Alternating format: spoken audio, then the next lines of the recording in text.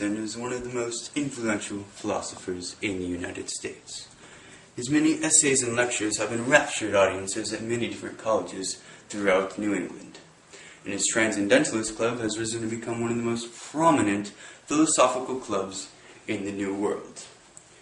He has notoriously abstained from the political community, but today we got the chance to interview him one-on-one. Enjoy. Ralph, your essays and lectures are pertinent to an entirely new style of thought. Where do you get your inspiration for these revolutionary ideals?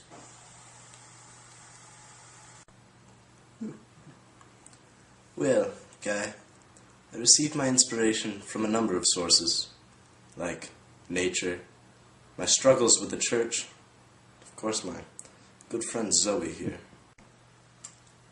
I see. Well, you worked as a Unitarian minister for many years. What prompted you to leave that position? Well, I've sometimes thought that in order to be a good minister, it was necessary to leave the ministry.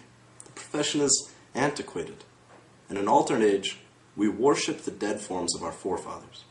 This mode of commemorating Christ is not suitable to me. That is reason enough why I should abandon it. Meow. Indeed. What do you feel is your most influential publication? Well, I've had numerous essays published in my career, but I still feel my most influential is my first, Nature.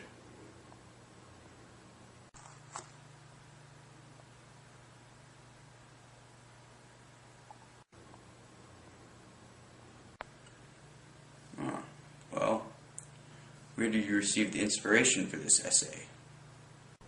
Well, I was lecturing in Boston on the uses of natural history. It was my first lecture, actually. It would become a career for me.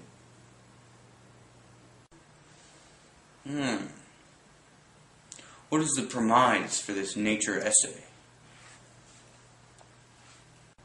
I love nature. It's a language, and every new fact that one learns is a new word. But it is not a language taken to pieces and dead in the dictionary, but the language put together into a most significant and universal sense. I wish to learn this language, not that I may know a new grammar, but that I may read the great book that is written in that tongue.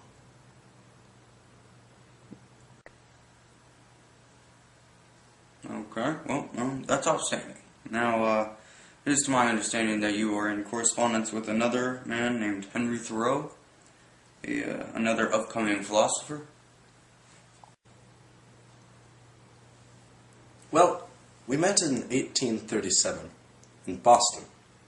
Since then, we've had a number of correspondences. Some have even referred to him as my protege. He will become a very influential author. I see it.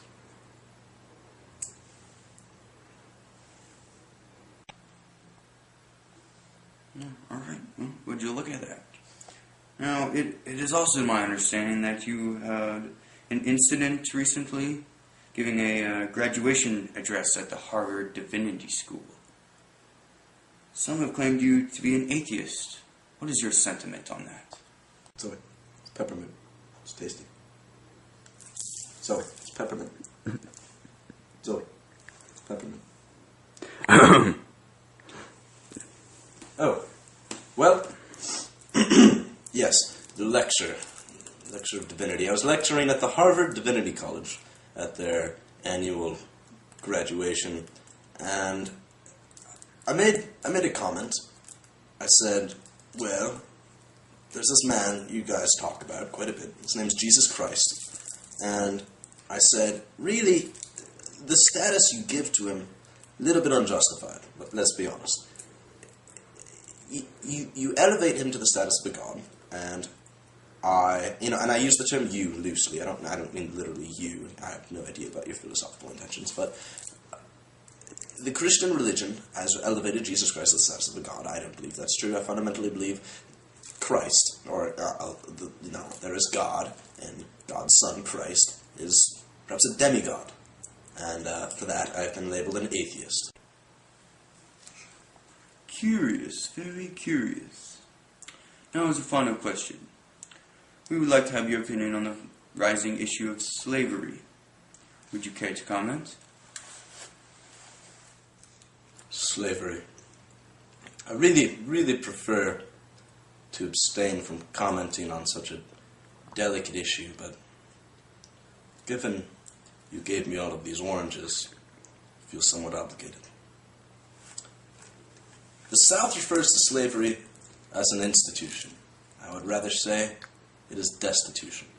There's literally zero moral foundry in anything revolving around slavery. It is the bane of this very nation.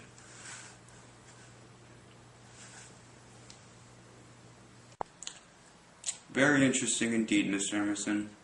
It has been a pleasure interviewing you, and thank you for your time.